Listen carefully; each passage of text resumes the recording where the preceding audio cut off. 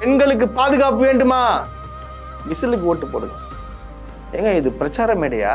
இவர் வந்து எம்ஜிஆர் மாரி வந்து அன்பு செலுத்தக்கூடியவரா, ஜெயலலிதா மாரி வீரம் கொண்டவரா, இரண்டும் சேர்ந்த கலவை தான் உங்கள் விஜயம். அதாவது பாவம் எம்ஜிஆர் ஜெயலலிதாலாம். இந்த கரூர் கம்பெனி ஓனர் இருப்பாரு, கரூர் கம்பெனி ஓனரு, அவரு ஓடு ஓடு ஓடு ஓடு ஓடு ஓடு ஓடு ஓடினே இருக்காப்புலையா? அவரு ஓடினாரா? நான் 5 நிமிஷம் பேசுனதுக்கே கொளத்தூர்ல கொத்து புரட்டா போட்டாங்களாம். இது நான் கேக்குறேங்க, இது ஒரு முதலமைச்சர் இப்படி பேசலாமா? இது ஒரு மாண்பா? இது பணமா ஜனமா அப்படின்னு கேட்டா எனக்கு ஜனம் தான்.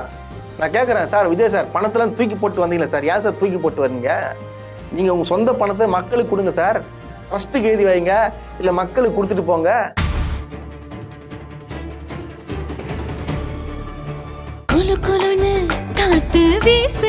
உங்கள் சத்யாவில் குளு குளு ஏசி ஆஃபர். டயா பூஸ்டர் சுகரை கண்ட்ரோல் பண்ணும், உங்க ஆரோக்கியத்தை மீட்டு தரும். சர்க்கரையை கட்டுப்படுத்துறதுக்கான எளிமையான வழிமுறை, இயற்கையான வழிமுறை. அனைத்து மருந்து கடைகளிலும் கிடைக்கும்.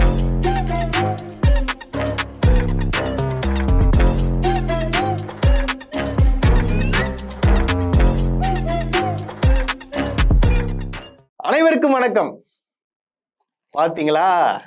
பாத்தீங்களா நாங்க தான் போன வீடியோல சொன்னோமே, அப்படியே இதுதான் பேசுவாருன்னு சொல்லிட்டு சொன்னோம். ஆனா அதே மாதிரி பேசிட்டாப்புல, கொஞ்சம் அங்கங்க தவிர மற்றபடி அந்த ஸ்கிரிப்ட் பாத்தீங்களா, ஸ்கிரிப்ட் வந்து நம்ம என்ன சொன்னோமோ அதையே தான் பேச வச்சிருக்காப்புல. அதாவது நாங்க மட்டும் முன்னாடி சொல்லியிருக்க மாட்டோம், நிறைய பேர் சொல்லிருப்பாங்க, இவர் வந்தாலே இது தாங்க பேச போறாரு, என்னங்க நீங்க போக சொல்லிட்டு கண்டிப்பா நடக்கும். என்னடா இவனும் கருப்பு சட்டை போட்டுன்னு நினைச்சுக்காதீங்க. நான் வந்து கருப்பு சட்டை போட்டதுக்கு வந்து எனக்கு பிடிச்ச கலர்னால போட்டு வந்திருக்கேன். மற்றபடிலாம் நீங்க தவறாக நினைக்க கூடாது. அதே வந்து இந்த நேரத்துல வந்து இதை பதிவு பண்ண விரும்புறேன். அதாவது நான் ஏன் சிரிச்சுனே பேசுறேன்னு நினைக்கிறீங்க? சினிமே வந்து நம்ம சிரிச்சுனே ஜாலியா இருக்கலாங்க.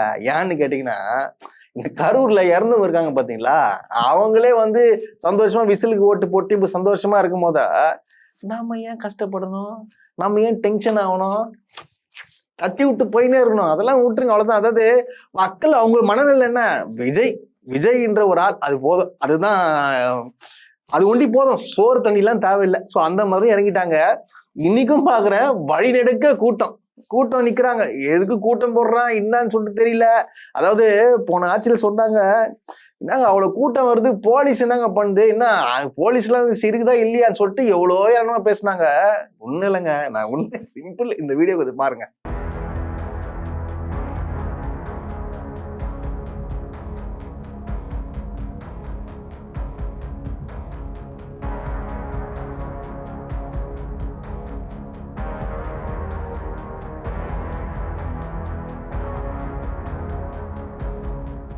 பாத்தீங்கன்னா அந்த வீடியோவை, கூட்டம் வருது, போலீஸ் என்ன பண்றான், போலீஸ் எல்லாம் கீழே விழுறான். இப்ப நாங்க கேட்கவா போலீஸ் என்ன பண்ணுன்னு சொல்லிட்டு? இதெல்லாம் வந்து புரிஞ்சுக்கணும். அதாவது இவர் என்னென்னலாம் பேசினாரோ அது இப்போ தொடர்ந்து நடந்துட்டு இருக்கு. இதுதாங்க உண்மை. அங்க இருக்கிற மக்கள்லாம் ஆரவாரமா எழுப்பி அந்த போட்டோ எடுக்கிறது என்ன, கத்துறது என்ன, அதாவது நம்ம தமிழ்நாடு மக்களை வந்து இப்ப யாராலையும் புரிஞ்சுக்க முடியல. இப்போ நம்மளுக்கு பிடிச்ச ஹீரோ வந்துட்டாப்புல, சிஎம் ஆயிட்டாப்புலன்றதுக்காக அவரை வந்து அவருக்கு பயங்கரமா தூக்கி வச்சு தள்ளி ஆடிட்டு இருக்கிறாங்க. அது என்னன்றது எனக்கு ஒண்ணுமே புரியலங்க. சரின்னு சொல்லிட்டு எல்லாரும் பாத்தீங்கன்னா, அதாவது 12 மணிக்கு விஜய் வராப்புல, அதை சொன்ன டைமுக்கு வந்துட்டாப்புல. சிஎம்னா சொன்ன டைமுக்கு வந்துதான் ஆகணும். ஸோ கரெக்ட் டைமுக்கு வந்துட்டாப்புல. சரி ஓகே, பக்காவா இப்ப கரெக்ட் டைம் வந்தனால எந்த பிரச்சனையும் இல்லை. ஆனா ஜனங்கள்லாம் பாத்தீங்கன்னா காலையில 8:30 மணிக்கே கிளம்பி போயிட்டு எங்க போய் உட்காந்துட்டாங்கன்னா, மேடையில உட்காந்துட்டாங்க. எல்லாம் ஆரம் என்ன அப்படியே கத்துறதுன்னு, அப்படியே விஜய் என்னன்றது துள்ளி குதிக்கிறதுன்னு பயங்கரம். சரி விஜய் எப்போ வரான்னு சொல்லிட்டு வெயிட் பண்ணியிருந்தோம் பாத்தீங்களா. ஸோ கரெக்டா வந்து 12 மணிக்கு வந்துட்டாப்புல. ஃபர்ஸ்ட் யார் மைக் எடுக்கிறான்னு பாத்தீங்கன்னா, பட்டிமன்ற பேச்சாளர் கிடையாதுங்க அவர் மாண்புமிகு அமைச்சர், கல்வித்துறை அமைச்சர். இன்னமும் பாத்தீங்கன்னா அவர் இன்னும் பேச்சாளராகவே இருக்க ஆசைப்படுறாப்புல. அது சொல்லிட்டாப்புல, நான் இது முதலமைச்சர் தலைவர் எங்க போறாரோ நான் தான் பேசுவேங்க, எந்த பட்டிமன்ற பேச்சாளருக்கு இடமே கிடையாது, யாரும் பேசக்கூடாது, யாரும் வந்து தொகுத்து வழங்கக்கூடாது, நான் தான் பேசுவேன், எங்க அண்ணனுக்கு நான் தான் செய்வேன்றது போல இன்னமும் தான் அமைச்சர்ன்றதே மறந்துட்டாப்புல.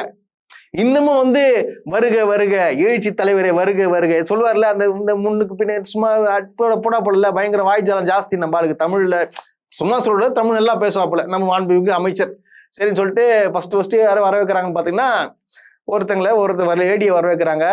அவங்க பேசுறாங்க போறாங்க. அதுக்கப்புறம் பார்த்தீங்கன்னா யாரும் மகளிர் அணியில யாரோ வந்தாங்க. வந்துட்டு பார்த்தீங்கன்னா என்ன பேசுறாங்கன்னு பார்த்தீங்கன்னா அவங்க பேசுறாங்க பேசிக்கினே இருக்கிறாங்க. பக்கத்துல விஜய் அண்ணா வந்து அவரே பாக்குறாரு, என்னடா அது எப்படா அது பேசி முடிக்கும், இஷ்டத்துக்கு பேசினுக்கிற போலே அப்படின்னு சொல்லிட்டு அப்படியே என்னென்னமோ பேசுது. அதாவது பாருங்க, பேசிட்டு கடைசியில் என்ன பண்ணிட்டு வந்துச்சுன்னா ஓட்டு கேட்க ஆரம்பிச்சிட்டாங்க. அதாவது என்ன கேட்கறேன்னா, பெண்களுக்கு பாதுகாப்பு வேண்டுமா, விசிலுக்கு ஓட்டு போடுங்க. ஏங்க இது பிரச்சார மேடையா? இல்ல எனக்கு புரியல. அதாவது என்ன மேட்ரு எடுத்து வச்சாங்க பார்த்தீங்களா, உடனே பெண்களுக்கு பாதுகாப்பு இல்லையா, விசிலுக்கு ஓட்டு போடுங்க. அது கீழ் உள்ள மக்கள்லாம் வந்து என்ன கத்துறாங்கன்னு பாத்தீங்கன்னா, அப்படியே கத்துறாங்க. அவங்களும் ஆமா பெண்களுக்கு பாதுகாப்பு இருக்குது, வேணும் எனக்கு இந்த விசில் தான் ஓட்டு போடுவாங்க சொல்லிட்டு கத்துறாங்க. அதாவது உங்களுக்கு எல்லாருக்கும் தெரியும், தமிழ்நாட்டுல இப்ப கிட்டத்தட்ட இந்த ஆட்சி அமைத்துல இருந்து பெண்களுக்கு எதிரான வன்கொடுமைகள், பெரிய குற்றங்கள் தொடர்ந்து நடந்துட்டு இருக்கு. அது பாதி பேர் எல்லாருமே டிவி கேட்கறாங்க.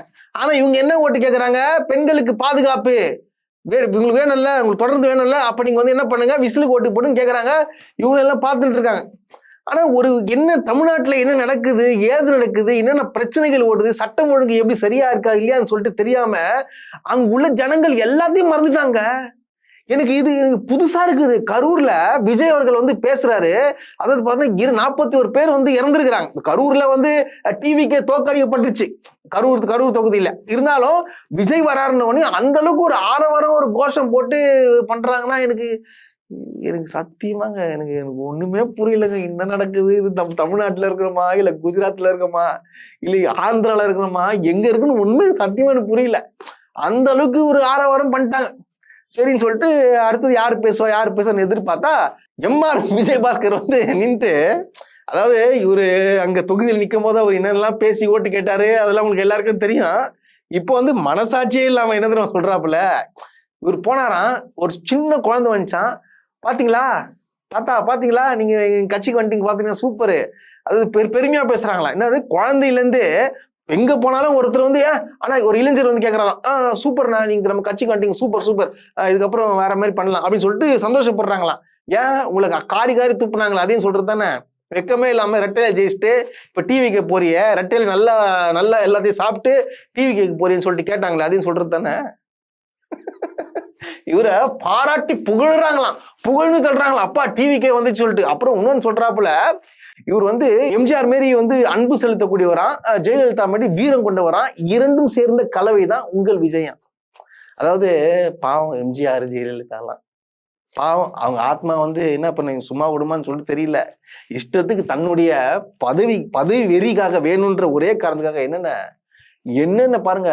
இவ்வளவு ஒரு எனக்கு சத்தியமாங்க ஜெயலலிதா நினைச்சா ஒரு மிகப்பெரிய சல்யூட். நான் எவ்வளவு வந்து விமர்சனம் பண்ணிருப்பேன், அம்மா மன்னிச்சுக்கம்மா அவனை ஏதாவது தப்பா சொல்லியிருந்தா கூட. ஆனா இந்த மாதிரி ஆட்களை நீங்க உங்க காலுக்கடியில வச்சிருந்தீங்க பாருங்க, ஏஞ்சி கூடாம நீங்க குஞ்சின்னு இருக்கணும், நீ ஏஞ்சிக்க கூடாதுன்னு சொன்னீங்க பாருங்க, நீங்க கரெக்டா ஒரு தலைமை ஏற்றுறீங்க. ஆனா உங்க ஆளுங்களப்பா, ஆனா இந்த மாதிரி ஒரு ஆட்களை வந்து உலகத்துல எவனும் பார்த்துருக்க முடியாதுடா. ஏன்னா இந்த எம்ஆர் விஜயபாஸ்கர் மேல ஏகப்பட்ட ஊழல் குற்றம் இருக்குது. ஸோ இது வந்து எஸ்கேப் ஆகிறதுக்காக என்ன பண்ணிருக்காரு, நல்லா சம்பாதிக்கணும், மேற்கொண்டு சம்பாதிக்கணுன்றதுக்காக என்ன பண்றாப்புலன்னா ஆளுங்கட்சியான டிவிக்கு வந்து ஜாயின் பண்ணிருக்காப்புல. ஆனா இவர் இருந்தது இரட்டை இலை யாரை தோக்கடிச்சு, டிவிக்கு தோக்கடிச்சு, கரெக்டா. ஆனா என்ன பண்றாப்புல, இப்போ டிவிக்கு விசில் சின்னத்துல இருந்து இரட்டை இலை சின்னத்தை தோக்கடிக்கலாம்னு சொல்லிட்டு வந்திருக்காப்புல. இதெல்லாம் இந்த மனுஷன் என்ன பண்றது, நீங்களே சொல்லுங்க, இந்த மனுஷன் என்ன பண்றது. சரின்னு சொல்லிட்டு பேசிட்டு விட்டாப்புல. அடுத்ததாக அவருன்னு எதிர்பார்த்த நம்மளுடைய மாண்புமிகு முதலமைச்சர்கள் வராப்போல. சரின்னு சொல்லிட்டு சரிடா இன்னைக்கு பட்டையை கலப்பிட்டா போல, இன்னைக்கு இன்னைக்கு வந்து அவ்வளோ சொல்லும். திருச்சியில போயிட்டு மக்களை சந்திக்க போனார்ல, அப்போ வந்து எல்லாம் ஏங்க நீங்க வந்து முதலமைச்சரா இருக்கீங்க, இன்னமும் வந்து ஏங்க எதிர்கட்சியை பத்தி சும்மா பேசிட்டு இருக்கீங்க, என்ன பண்ண போறீங்க, இந்த தொகுதிக்காக என்னென்ன பண்ண போறீங்க அதெல்லாம் பேசுங்க, சும்மா வந்து திமுக தீய சக்தி சொல்லாதீங்க, நீங்க தூய சக்தி தானே, கரெக்டா நீங்க பண்ணுங்கன்னு சொல்லிட்டு ஏகப்பட்ட விமர்சனங்கள் வந்துச்சு. சரி மனுஷன் வந்து எல்லாரும் தூக்கி போட்டு சரி ஓகே இதுக்கப்புறம் நம்ம மக்களுக்கு தேவையான விஷயங்களை பத்தி நம்ம பேசுவோம், நம்ம தான் ஆளுங்கட்சி ஆயிட்டமே, சரி மாறிடுவாரு, கரெக்டா பேசுவாருன்னு சொல்லிட்டு சத்தியமா சொல்றேன், நான் உண்மையா சொல்றேன். சரி வேற விதமா டிஃப்ரெண்டா பேச போறேன்னு நினைச்சு கண்ணு மூடி கணத்துக்கு பேச ஸ்டார்ட் பண்ணதுல இருந்தேங்க, தொடக்கத்துல இருந்து எண்டிங் வரைக்கும் தீயசக்தி திமுக இதை தவிர வேற எதிர்கட்சி விமர்சனம் பண்றத தவிர வேற எதுவுமே பேசவே இல்லை. எனக்கு சத்தியமா ஒரே விஷயம் வந்து புரியல, கொஞ்சம் சொல்லுங்களேன். இங்க நடந்தது தேர்தல் பிரச்சாரமா இல்ல வந்து கரூர் மக்களை வந்து சந்திக்க வந்திருக்காரா, அந்த அரசு வேலைகள்லாம் வந்து கொடுக்க வந்திருக்காரா, இல்ல எதுக்கு வந்தாரு? புரியுதுங்களா உங்களுக்கு? அதாவது இந்த ஸ்பீச்சை நீங்க பார்க்கும் போதே உங்களுக்கு நல்லா தெளிவா புரிஞ்சிருக்கும் இவர் எதுக்காக வந்திருக்காருன்னு சொல்லிட்டு. ஏன்னா இவர் வந்து காரணம் என்னன்னு பாத்தீங்கன்னா, இடைத்தேர்தல் வருது, இந்த இடைத்தேர்தல் நிக்கணும், அந்த பிரச்சாரத்துக்காக வந்திருக்காரு தவிர, நீங்க நீங்க நீங்க அவர் பேசுனது எல்லாம் நீங்க ஒத்துக்கவனீங்களே, அப்பப்ப என்ன சொல்லிடுவார் பாத்தீங்கன்னா, வருகிற இடைத்தேர்தல்ல ஒருத்தனை கூட எல்லாரும் காலி பண்ணணும். புரியுதுங்களா? அதாவது நீங்க ஆளுங்கட்சியா உட்கார வச்சுட்டீங்க, அது மட்டும் பத்தாது, இருந்தாலும் இப்ப 8 இடைத்தேர்தல் வரப்போகுது, அந்த 8 இடைத்தேர்தலையும் விசில் சின்னம் ஜெயிக்கணும், அதை மட்டும் உங்களை பதிவிக்கும் நோக்கத்துல என்ன பண்றாருன்னா ஃபுல் அண்ட் ஃபுல் அது மட்டும் தான் பேசிட்டு இருக்காரு, வேற ஒண்ணுமே பேசல. சீரியஸா சொல்ற மாதிரி ஒண்ணுமே பேசவே இல்லை அவரு.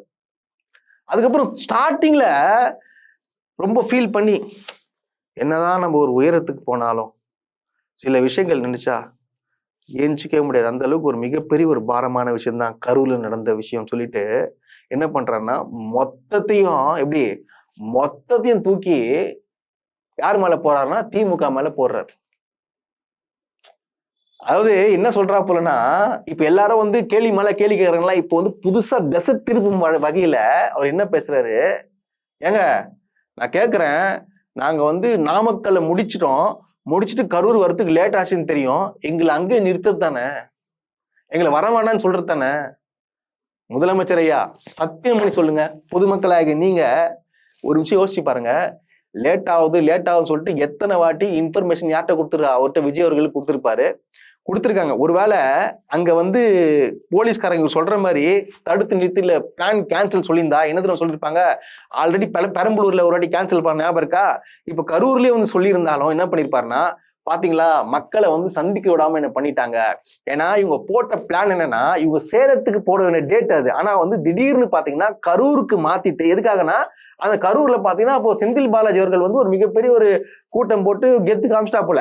சோ அதை உடைக்கணும், அதை காலி பண்ணணும், அதை வந்து இது பண்ணுறதுக்காக டைலாக் எல்லாம் ப்ரிப்பேர் பண்றதுக்காக என்ன பண்றாங்கன்னா, வேணும்னே அதுக்கு பார்த்து கரூருக்கு வந்து இடத்த மாத்தி உடனடியாக அந்த இடத்தெல்லாம் வந்து பிக்ஸ் பண்ணிட்டு இவங்களே வந்துட்டு, அதாவது கூட்டம் அதிகமாயிடுச்சு சார், இங்க வந்து வண்டி எங்க கொண்டு வராதீங்க, அங்கே நின்று பேசுங்க அப்படின்னு சொல்லிட்டாங்க. போலீஸ் சொன்னாங்க, எஸ்பியே வந்து சொல்றாரு, அதுக்கான வீடியோ டீடைல்ஸே இருக்கு, ஆதாரமே இருக்கு.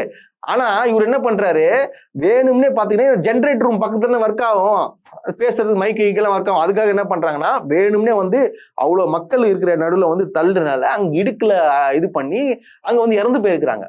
ஆனா இவர் என்ன பண்றாரு, காவல்துறை மேல பழி போடுறாருங்க.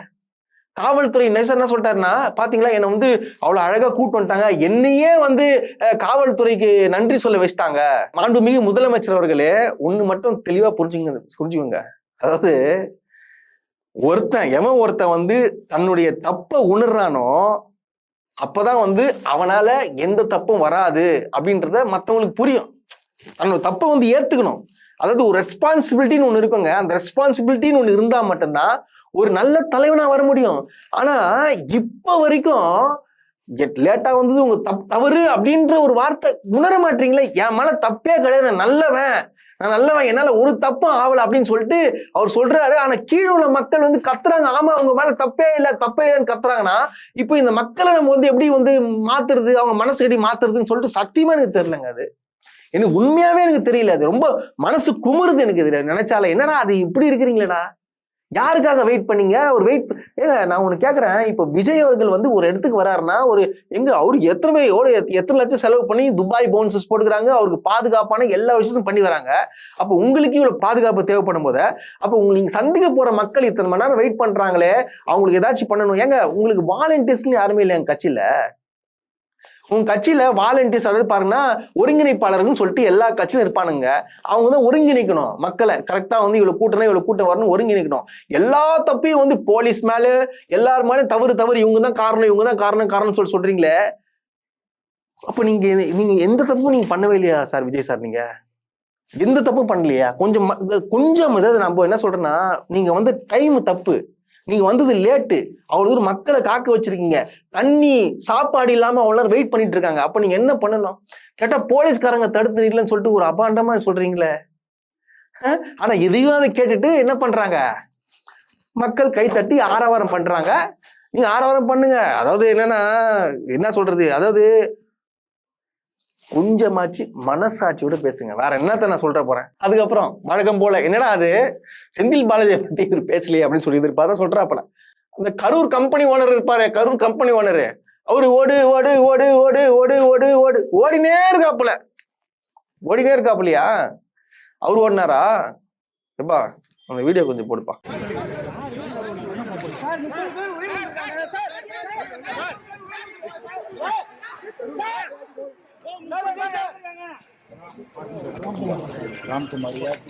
இது யார் சார்? இது யார்? இது பத்திரிகையாளர் கேக்குறாங்களே சார் 30 பேர் இறந்துக்கிறாங்க, என்ன பதில் சொல்லிட்டு போங்கன்னு சொல்லிட்டு யார் சார் ஓடுந்தப்போ கேட்டா என்ன சொல்றீங்க?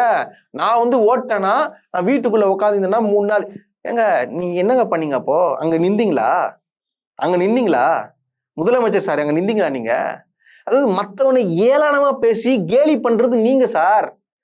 மத்தவனை குறை சொல்லியே பழகிச்சு உங்களுக்கு. சின்ன வயசுலலாம் நீங்க இப்படிதான் இருந்திருப்பீங்க போல. எதுக்கத்தாலும் அம்மா அவன் கில்றாமா, அவன் மிஸ் அவன் என் பென்சில் திருட்டான் மிஸ், நான் லீவ் மிஸ் எங்க ஆயா இறந்துட்டாங்க மிஸ், அதனால நான் வரல, இந்த மாதிரி ஒரு காரணங்கள் சொல்லுவாங்க பாத்தீங்களா? அந்த மாதிரி இன்னமும் பாத்தீங்கன்னா இந்த காரணங்கள் சொல்லியே பழகி போடுறது. என்ன பண்றது கேட்டா என்ன சொல்றாப்புல, சட்டசபையில நல்ல ஃபன்னா இருக்கான்.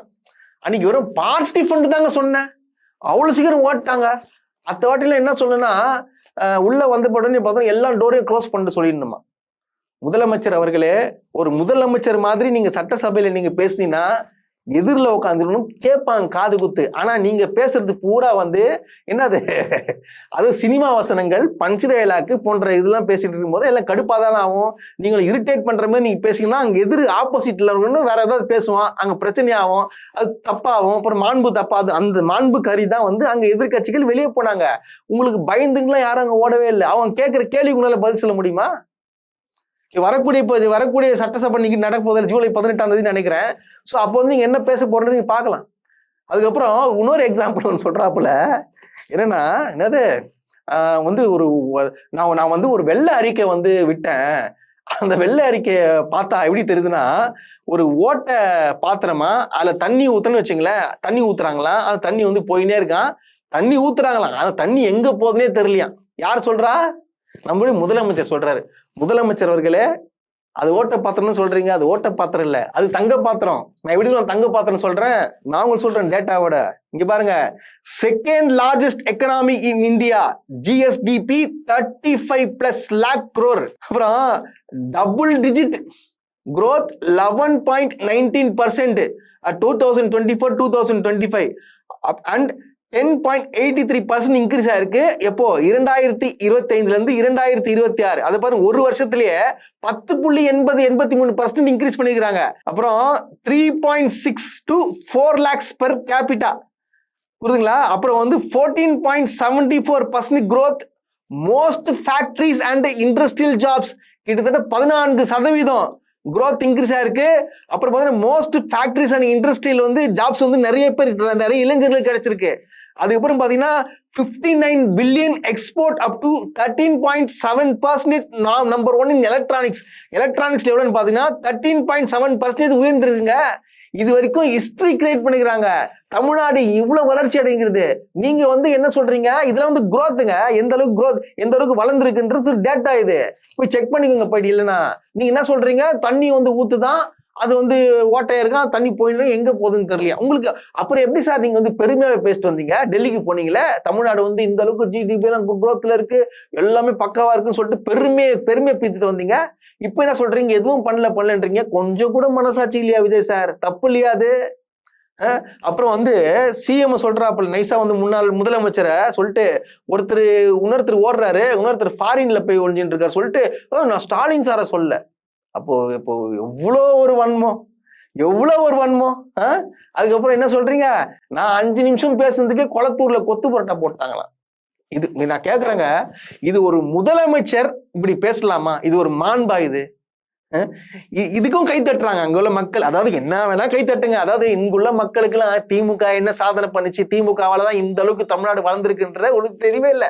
இன்னமும் விஜய் வந்து பல சாதனைகள் புரிஞ்சு 40 நாள்ல பல சாதனைகள் புரிஞ்சா சொல்றீங்க. இங்க ஒன்னே ஒண்ணு சொல்லுங்க பார்க்கலாம், புதுசா கொண்டு வந்த திட்டம் ஒண்ணுமே இல்லைங்க. அது தயவுசெய்து உங்களுக்கு புரியுதா இல்லையான்னு சொல்லிட்டு எனக்கு தெரியல. இன்னமும் பாத்தீங்கன்னா மத்தவங்களை வந்து குறை சொல்லி, அதாவது முதலமைச்சர் அவர்களே, தயவு செய்து மாத்திக்கோங்க.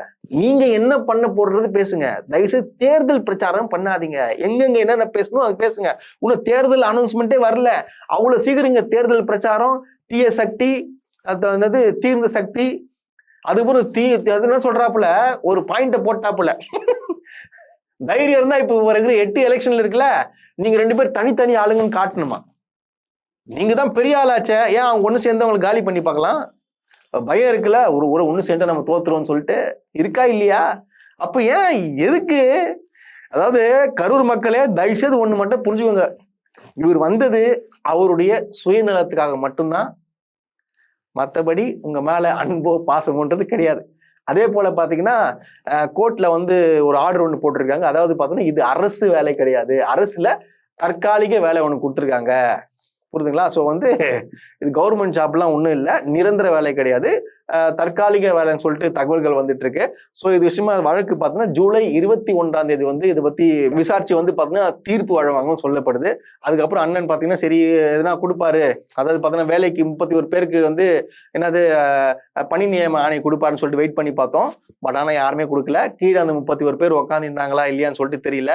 அதாவது நான் கேட்குறேன், 31 பேரை இறந்தவங்களை சந்திக்கிறதுக்கு கரூர் மக்களை சந்திக்கிறது வந்தீங்க, கொஞ்சமாச்சு அவங்கள மேடை ஏற்றி ஒருத்தரை ஏற்றி ஒரு போட்டோ அங்க எடுத்துருந்தா என்ன உங்களுக்கு? மக்களாக நீங்க புரிஞ்சுக்கணும். இந்த நிகழ்ச்சியை நீங்க பார்த்துருப்பீங்க, நிகழ்ச்சி எப்படி பேசுறான்னு பார்த்துருப்பீங்க. இது கரெக்டான பேச்சா, இது மக்களுக்கான பேச்சா, இது யாருக்காக பேச்சு அப்படின்றத புரிஞ்சுக்கணும். அப்புறம் இன்னொன்னு சொல்றாப்புல, என்னது பணமா ஜனமா, பணமா ஜனமா அப்படின்னு கேட்டா எனக்கு ஜனம் தான். நான் கேட்கறேன், சார் விஜய் சார் பணத்தெல்லாம் தூக்கி போட்டு வந்தீங்களா சார்? ஏன் சார் தூக்கி போட்டு வரீங்க? நீங்க உங்க சொந்த பணத்தை மக்களுக்கு கொடுங்க சார், ட்ரஸ்ட்டுக்கு எழுதி வைங்க, இல்ல மக்களுக்கு கொடுத்துட்டு போங்க. பணம் உங்களுக்கு முக்கியம் இல்லைல்ல, ஜனம் தானே முக்கியம். இது எவனாச்சும் அங்க கீழே உள்ள எவனா கேட்பானா, இல்ல அங்க உள்ள விர்ச்சுவல் வாரிசு எதுனா கேட்பானுங்களா? கேட்க மாட்டானுங்க. ஏன்னா விஜய் என்ன சொன்னாலும் நம்புவாங்க தவிர, அவரை கொஞ்சமா நம்ம மனுஷ பிறவிப்பா, நம்மளாம் மனுஷ பிறவி, நம்ம உடம்புல ரத்தம் ஓடுது, உண்மை ரத்தம் ஓடுது, நம்மளாம் படிச்சிருக்கோம், நம்மளுக்கு மூளை இருக்கு, சென்ஸ் இருக்கு, காமன் சென்ஸ் இருக்கு. ஸோ அந்த சென்ஸை கொஞ்சம் யோசிச்சு பாருங்க. என்ன சொல்றாரு, பணத்தை தூக்கி போட்டு வந்துட்டேன்னு சொல்லிட்டாருல, எதுக்கு தூக்கி போறாரு? ஏழைங்களுக்கு அவ்வளோ கோடி சொத்து சேர்த்து வச்சிருக்காருல, ட்ரஸ்ட்டுக்கு எதுக்கு சொல்லுங்க? அவங்க பசங்களுக்கு மட்டும் கொஞ்சம் கொடுத்துட்டு, அவங்க ஒய்ஃபுக்கு கொடுத்துட்டு மற்றதெல்லாம் சொத்து எழுதி கொடுங்க. இங்க நில்லுங்க சார், நாங்களும் உங்க கூட வரோம், சொத்து எல்லாத்தையும் எழுதி கொடுத்துட்டு வாங்க, நாங்க உங்க பின்னாடி நிக்கிறோம். பண்ணுவீங்களா நீங்க? இதை கேட்பாங்களா? மாட்டாங்க, எதுவுமே மாட்டாங்க. ஒரு மாற்றம் வரனாங்க, தொடர்ந்து நைட்டு ஃபுல்லா போராட்டம் பண்ணுங்க. எதுக்கு? கரண்ட் வரல. அப்புறம் பாத்தீங்கன்னா சட்டம் ஒழுங்கு சரியில்லை, பெண்களுக்கு பாதுகாப்பு இல்லைன்னு சொல்லிட்டு டெய்லி நியூஸ் பாக்குறீங்க. இது மாற்றமா? சிந்திங்க. சிந்திச்சு இந்த வரக்கூடிய, தயவுசெய்து சொல்றேன், வரக்கூடிய 8 இடைத்தேர்தல்ல நான் என்ன சொல்றது, நீங்களே முடிவு பண்ணிக்கோங்க.